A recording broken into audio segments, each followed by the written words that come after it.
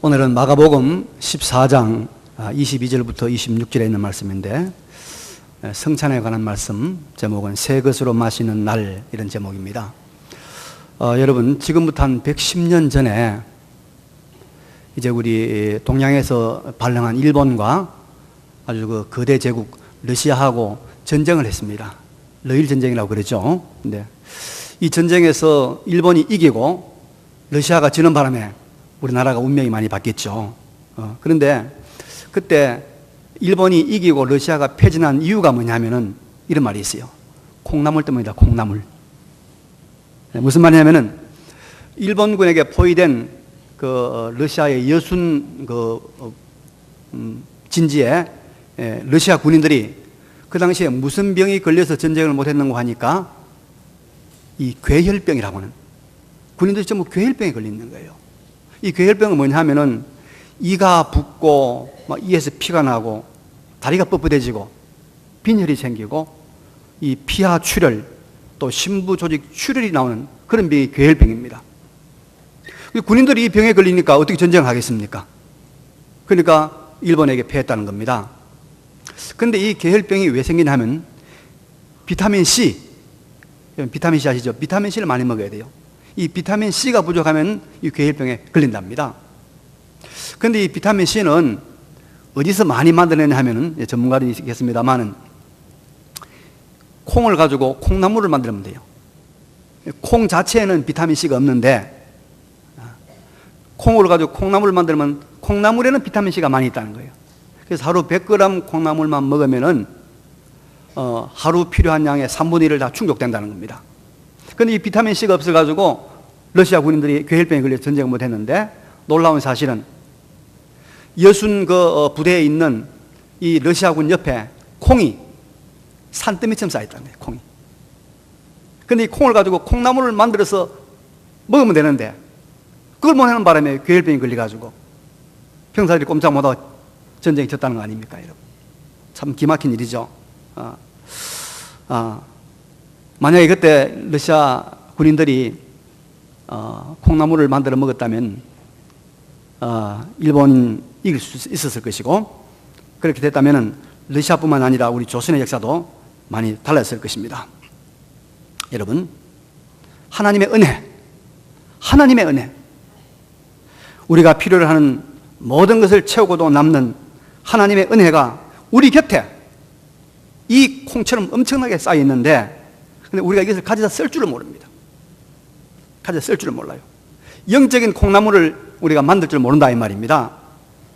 그래서 하나님은 우리에게 무한한 하나님의 은혜를 사용할 수 있는 길, 다시 말하면 은혜의 방편을 주셨어요. 은혜의 방편. 이것이 바로 두 가지입니다. 말씀과 성례입니다. 좀 더 구체적으로 말하면은 기도와 설교, 그리고 세례와 성찬입니다. 이 말씀과 성례를 통하여 하나님 우리에게 무한한 하나님의 은혜를 우리에게 부어주시는 거예요. 통로를 주시는 것입니다. 오늘은 우리에게 주신 아주 신비로운 은혜의 방편인 성찬, 오늘 우리가 시행하려고 하는 이 성찬에 대해서 함께 말씀을 나누려고 합니다. 예수님께서 이 세상에 오셔서 30년 동안 한 사람의 인간으로 사셨죠. 요셉의 아들 목수, 또 나사렛 예수 30년을 사신 다음에 드디어 인류를 구원하는 3년간의 공사역을 시작했습니다. 예수님 3년 동안 이 갈릴리 지방, 남쪽 유대 지방, 또 가운데 사마리아 지방, 또 베레아 지방, 심지어 이방 땅인 두로와 시돈을 다니시면서 천국 복음을 전파하시고 또 하나님의 말씀을 가르치시고 그리고 많은 불치병자들을 고쳐주었습니다. 예수님의 이 사역이 세 가지죠. 그런데 이것은 예수님이 이 땅에 오셔서 하시고자 하는 그 일의 핵심은 아닙니다. 중심은 아닙니다. 예수님께서 십자가에 모든 인간의 죄짐을 짊어지시고 대속의 죽음을 죽는 예수님의 죽음, 하나님의 죽음, 바로 신의 죽음이라고 하는 엄청난 일, 우주적인 사건, 역사의 전무후무한 이 죽음을 감당하셔야 됩니다. 이 예수님의 십자가 죽음이 바로 금요일, 성금요일에 있었는데, 그런데 예수님께서 그 금요일 잡혀 돌아가시기 전날 밤 목요일 밤에 성찬 예식을 예수님께서 제정하셨습니다. 이것은 유대인들이 유월절 절기를 지키는 그 방식, 떡을 나누고 포도주를 마시고 하는 이런 순서들을 가지고 새로운 영적 유익과 영적 의미가 있는 이 은혜의 방편인 성찬을 예수님께서 만드셨습니다. 그래서 이 성찬이 주는 영적 유익, 영적 은혜가 참 큽니다. 그래서 옛날에는 어느 시대 어느 지역에서는 이 성찬식만 가지고 은혜 받고 살았어요. 말씀 없이 성찬식만 가지고 그런 시절이 있었습니다. 우리는 이 성찬보다 더 크고 더 유익한 은혜의 방편은 말씀을 가지고 있죠. 말씀. 그렇지만은 또 성찬을 통해서 주시는 또 색다른 은혜가 있기 때문에 우리가 성찬을 믿음으로 또 말씀의 교훈을 잘 받아서 참여하면 우리가 균형 잡힌 하나님의 은혜를 사용하는 신자가 될 줄로 믿습니다. 여러분, 성찬은 우리에게 참으로 많은 은혜를 전달해 주지만은 시간적으로 완벽한 은혜를 우리에게 공급해 줍니다. 무슨 말이냐면 과거에 대한 바른 관계를 정립하는 은혜를 주시고, 오늘 현재의 은혜를 주시고, 미래에 대한 은혜를 주세요. 우리 사람은 시간 속의 존재입니다. 여러분, 시간을 이길 사람은 아무도 없습니다. 근데 우리가 가지고 있는 이 시간, 우리가 맞이하는 시간을 크게 나누면 과거, 또 현재, 미래 아닙니까? 그래서 우리가 이 세 가지가 다 행복해야 돼요. 우리의 과거를 돌아보면 과거가 말끔하고 과거가 행복해야 지금 행복하죠. 그렇지 않습니까? 우리 미래를 바라보면 미래가 소망스럽고 미래가 우리가 즐겁고 미래가 기대가 돼야 행복하죠. 그렇지 않습니까? 그래서 우리가 과거와의 관계, 또 현재와의 관계, 미래와의 관계가 아주 원만하고 아름다워야 행복한 사람이 됩니다. 과거가 잘못되면요, 과거를 잘 청소하지 못하면 불행합니다. 지금 미국의 가장 유력한 대통령 후보인 힐러리 여성이 있지 않습니까? 그 사람의 남편이 바로 빌 클린턴 대통령 한 사람 아닙니까? 근데 대단한 사람들이만 이들에도 굉장히 아주 어려웠던 시기가 있었어요. 위기의 순간이 있었습니다. 바로 르인스키 스캔들이잖아요.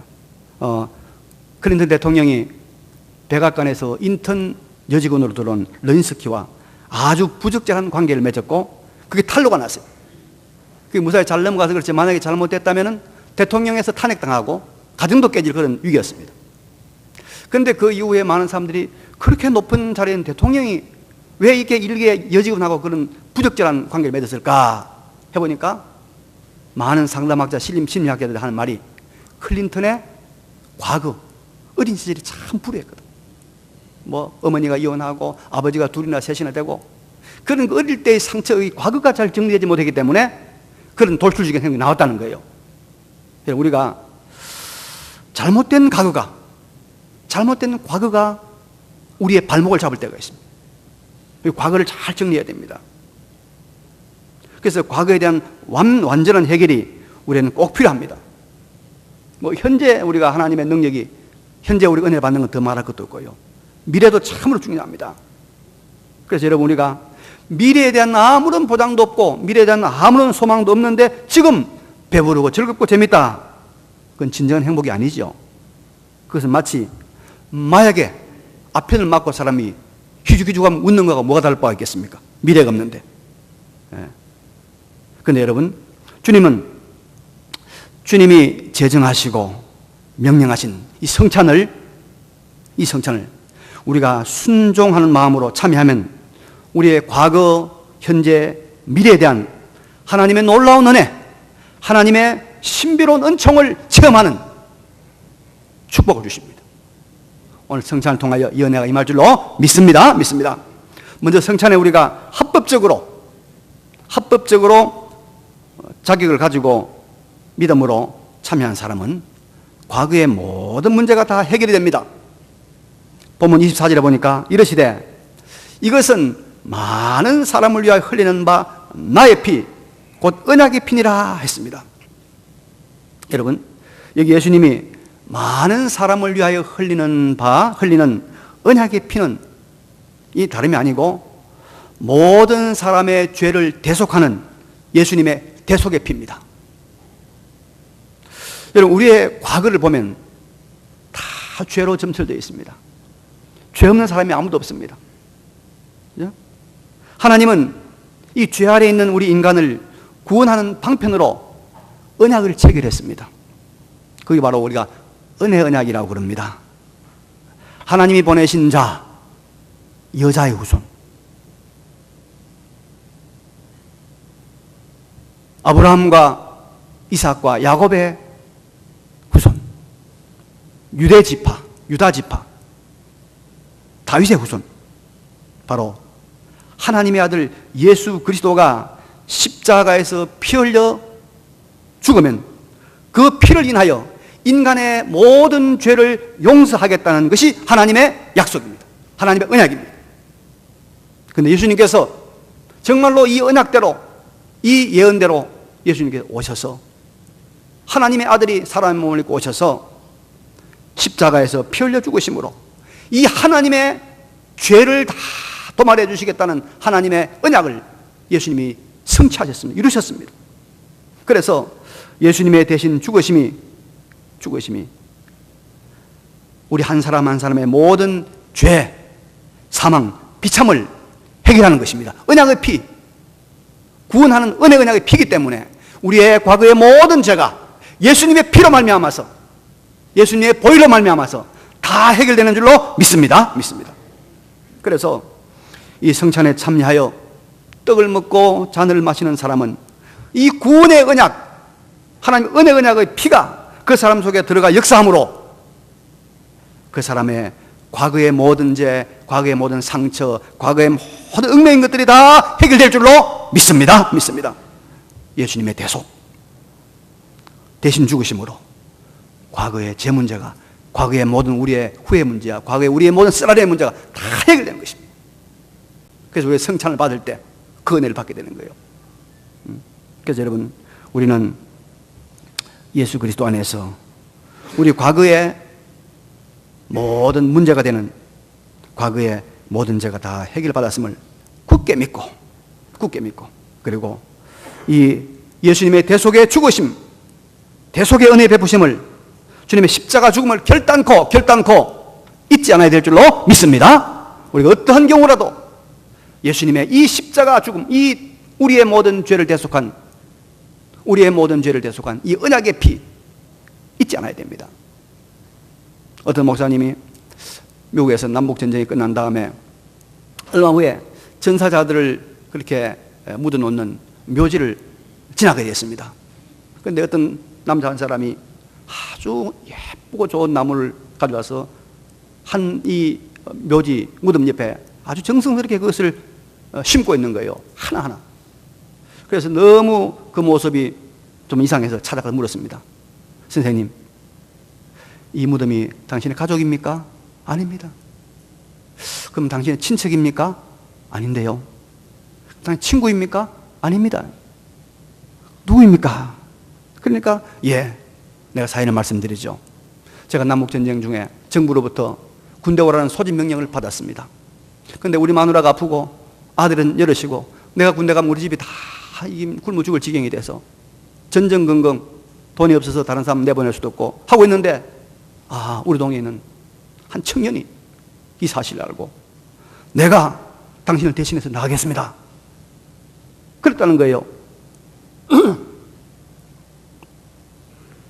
그래서 그 친구가 대신 전장에 나가서 불행하게도 군에 간 지 얼마 되지 않아서 전사했다는 통지를 받았고 그 사람의 무덤이 여기 있어서 제가 찾아와서 나무를 심습니다 하고 나무를 계속 심더니 그 나무 위에다가 팻말 하나 붙이는 거예요. 근데 그 팻말에 뭐라고 쓰는 거 하니까 그는 나를 위해 죽었다. 짐 로빈슨. 그는 나를 위해 죽었다. 여러분, 우리 모두가 이런 패를 달 수 있어야 될 줄로 믿습니다. 예수 그가 나를 위해 죽었다. 그게 내 이름 신민범. 예수 그가 나를 위해 죽었다. 자신의 죽음으로 우리의 과거의 모든 죄와 허물과 모든 아픔을, 그것으로 말미암는 속박과 형벌과 상처들을 해결하신 예수님의 은혜에 감사하시고 이 성찬을 통해서 그 은혜를 확정하고 새롭게 경험하는 우리 모두가 되시기를 바랍니다. 그리고 여러분, 우리가 성찬의 믿음을 가지고 참여를 하면은 오늘 우리 현재 예수님이 우리 안에 오셔서 새롭고 강력하게 임하시는 은혜를 경험합니다. 본문에 보면 예수님 말씀합니다. 성찬하시면서 떡을 떼어 제자들에게 주시면서 이것은 내 몸이라 하시고 또 잔을 주시면서 이것은 내 피라 했습니다. 성찬 때 받는 이 떡이 예수님의 몸이요 예수님의 피라는 거예요. 이것은 이제 천주교에서는 곡해를 했습니다. 곡해를 해서 이 성찬의 떡이 바로 예수님의 몸으로 바뀐다, 이 피가 바로 이 잔이 예수님의 피로 바뀐다 해서 화채설이라고 하는 걸 주장을 해요. 지금도 천주교는 그래 믿고 있습니다. 이건 너무 무리한 해석이죠. 틀린 해석입니다. 하이델베르그 문답, 우리가 우리의 성경을 잘 요약한 하이델베르그 문답에서는 이렇게 설명하고 있습니다. 그리스도께서는 우리에게 떡과 포도주가 우리 육신의 생명을 살찌게 하듯이, 그죠? 떡과 포도주 먹이 살찌잖아요. 하듯이 그리스도께서는 십자가에 달리신 자신의 몸과 흘리신 피가 진실로 우리 영혼을 영생에 이르도록 살찌게 하는 것을 가르치는 것이다, 그래 말하고 있습니다. 그래서 우리가 성찬에 참여하면 여러분, 우리의 몸이 이 떡과 잔을 먹음으로 힘을 얻는 것처럼 우리의 영혼이 이 성찬에 참여함으로 말미암아서 영혼이 힘을 얻고 영혼이 우리가 강건해지고 영혼이 주님과 동행하는 은혜를 체험합니다. 그래서 그리스도가 우리 가운데 영적으로 임하는 것에 대한 강력한 확신과 증거를 가지게 됩니다. 하나님 보좌 우편에 계신 그리스도가 성령으로 말미암아 우리 가운데 새롭게 임하시는 영적 임재의 체험을 우리가 이 성찬을 통해서 하게 됩니다. 여러분, 우리가 우리의 삶에서 주님의 함께하심, 주님의 임재가 나타나면 놀라운 일들이 일어나는 줄로 믿습니다. 한 가지 예를 들어볼까요? 주님이 함께하면 정말 기적적인 사건이 생깁니다. 여러분, 2001년 1월 달에 경북 영덕군 남정면 구제리에 사는 이 구제교회 김상태 집사라는 분이 있어요. 이분이 아주 놀라운 경험을 했는데요, 이 바닷가에 사는 사람들은 여러분 미신을 많이 섬깁니다. 그래서 동네에서 모여가지고 돼지머리 갖다 놓고 절을 하고 우상 숭배를 많이 하는데, 이 김상태 집사는 그런 동네 사람들 요구에 일절능하지 않고 오직 하나님을 섬기다 보니까 많은 사람으로부터 미움을 받고 오해도 받고 여러 말을 많이 들었어요. 그래도 한 번도 신앙을 굽히지 않고 믿음을 지키고 살았는데, 이 사람 마음속에 내가 20년 동안 교회가 이제 유지해온 과정에서 이 비도 새고 여러 가지 허물어졌는데, 내가 어떻게든 이 오래된 교회당을 좀 수리해야 되겠다. 그런 마음을 가지고 있습니다. 그런 믿음을 가지고 살아가고 있는데, 드디어 어느 날 이 바다에 고기를 잡으러 나갔어요. 그물을 던졌는데 이상하게도 다른 사람은 고기가 한 마리도 안 걸리는데 자기 그물에 10kg짜리 방아시자요. 방어가 무려 2370마리. 어마어마한 거죠. 2370마리가 걸렸어요. 당시 방어 한 마리의 돈이 16만 9천 원이었대요. 계산해 보니까 4억 7천만. 자, 현대판 베드로의 기적이 하나님이 함께하고 하나님 임재가 있는 곳에 나타났다 이 말입니다. 여러분, 하나님이 함께하면 이런 하나님의 기적이, 이런 물질세계, 인간관계, 또 정치, 경제 모든 분야에서 놀라운 하나님의 기적이 나타날 줄로 믿습니다. 저는 그걸 믿습니다. 그래서 두려워하지 않습니다. 그래서 겁내지 않습니다. 하나님의 능력이, 하나님의 역사가 있는데, 하나님이 살아계신데 현실적으로 무엇을 두려워한단 말입니까? 뭘 겁낸단 말입니까? 전능하신 하나님, 우주 만물을 말씀으로 창조하신 하나님이 계시는데,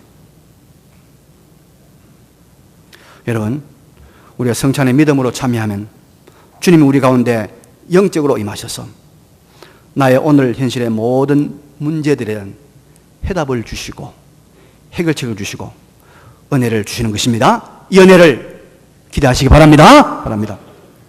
그리고 성찬은 여러분, 우리의 미래에 대한 확실한 보장을 해주는 그 은혜를 누리게 합니다.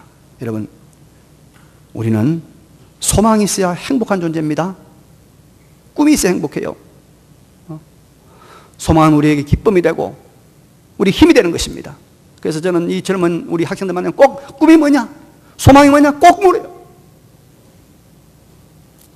2차 대전이 한창이던 1944년도 12월 달인데요. 독일 나치스의 다하스 유태인 수용소에 수많은 사람들이 이제 수용돼가지고 죽어나가고 있습니다. 그 수용소에 하루에 한 30명 정도가 병사로 죽어나가는 거예요. 얼마나 혹독하게 수용을 했던지. 근데 그 수용소에 무슨 소문이 돌아오는 하니까, 야, 원래 크리스마스 끝나기 전에 독일이 이 나쁜에게 항복한다. 그럼 우리가 여기 석방된다는 소문이 돌기 시작한 거예요. 입으로.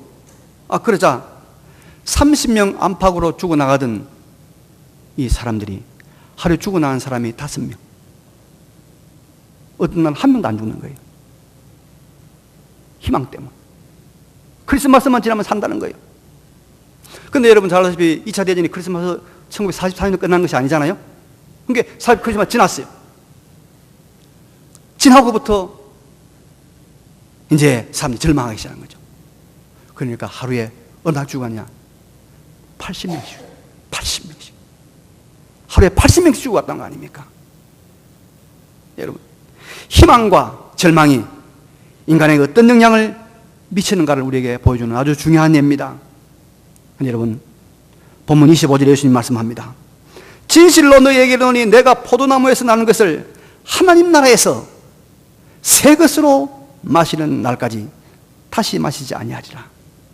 하나님 나라에서 새 것으로 너희와 함께 마신다. 지금 마시고 있는 이 성찬의 포도주를 주님은 하나님 나라에서 하나님 새 것으로 마신 이 끝이 아니다는 거예요. 새 것으로 마신다는 거예요. 말씀하고 있습니다. 바로 천국에 메시아 잔치가 있다는 것을, 말씀하고 있습니다. 그리고 우리가 바로 그 메시아 잔치에 초대될 것을 가르치고 있는 것입니다. 여러분, 이 성찬에 참여하는 모든 사람의 미래는, 우리 모두의 미래는 보장되어 있습니다. 어디에? 주님의 메시아 잔치에 초대됩니다. 사람들이 뭐라고 하든지, 세상이 뭐라고 하든지 간에 우리는 하나님의 나라, 영원한 나라, 영생의 나라, 기쁨의 나라, 영광의 나라, 메시아 잔치에 초대된 사람인 줄로 여러분 믿으시길 바랍니다. 이 주님의 이 거룩한 식탁, 이 성찬에 참여한 사람은 그 메시아 잔치에 참여할 특권을 가진 사람들이에요. 주님과 함께 밥을 먹는 특권을 가진 사람입니다. 이게 얼마나 존귀한 것인지 제가 안에 더 예를 들어 볼까요? 세계에서 투자를 제일 잘하는 사람이 있습니다. 워런 버핏이라는 사람. 어마어마한 돈을 가진 사람이죠. 근데 이 사람이 2000년부터 뭘 했냐면 그 사람과 함께 앉아서 점심 먹는 그런 프로그램을 마련했어요. 점심 먹는 프로그램. 그래서 이 사람하고 점심 먹게 되면은 뉴욕에 있는 맨하탄 식당에서, 스테이크 식당인데 스미스 앤드 웰렌스키라는 식당에서 한 3시간 정도 이 사람과 같이 대화를 합니다. 밥을 먹습니다. 그런데 여기서 무슨 이야기 다 해야 돼요. 근데 딱 한 가지 하면 안 돼요. 사장, 회장님, 다음번에 어디 투자할 것 없습니까? 그거 물으면 안 돼. 그건 안 되잖아요. 그건 큰일 나잖아요. 비밀이니까. 그거 외에는 다 물을 수 있어요. 친구를 7명까지 데려갈 수 있어요. 얼마나 여러분 영광스러운 자리가 얼마나 유익한 자리입니까? 근데요, 그걸 금년에 6월 달에 인터넷 경매했는데 거기에 식사를 같이 하기로 신청한 사람 중에 제일 돈을 많이 낸 사람이 얼마냐? 40억 3천만 원. 40억을 내고 이 사람과 밥 한 끼 먹겠다는 거예요, 여러분. 버핏하고 낙찰되었습니다. 그럼 여러분, 버핏과 예수님과 비교가 되겠습니까? 예? 예수님과 비교가 되겠습니까? 지금 우리가 여기 예수님이 임재하는, 하늘에 예수님이 임재하는 그 식탁에 참여된 거. 이제 우리가 다음에는 육안으로, 눈으로 보는 예수님과 함께 잔치에 참여하는 것입니다. 영원한 식탁을 약속받은 것입니다. 우리의 미래가 그런 것입니다. 그 주님과 함께 식탁을 가지는 메시아 잔치에 우리가 초대되는 그런 소망을 가진 사람. 바로 그래서 이 성찬을 통해서 우리의 미래가 이렇게 아름답게 보장되어 있다는 것을 우리에게 확증해 주는 것이 성찬입니다. 여러분. 소망을 가지시기 바랍니다. 희망을 가지시기 바랍니다. 우리의 미래는 언제나 밝습니다. 메시아 잔치, 주님과 식사를 함께하는 그 영광스러운 내일이 우리에게 약속되어 있습니다.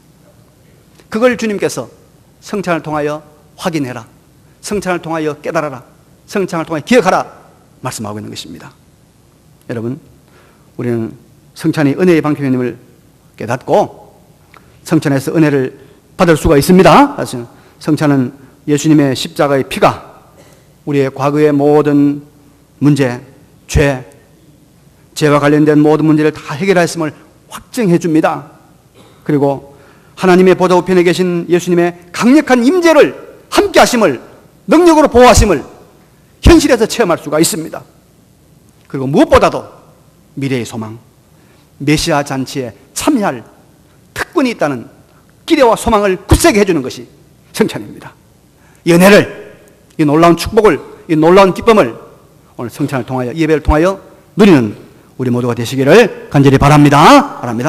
이 말씀을 잠깐 기억하시면서 간단하게 하나님 앞에, 하나님 성찬의 은혜를 주옵소서 기도하십시다. 거룩하신 우리 아버지 하나님 성찬의 은혜를 주옵소서. 우리 모두가 이 은혜를 통하여 큰 은혜 받게 주여 도와주시기를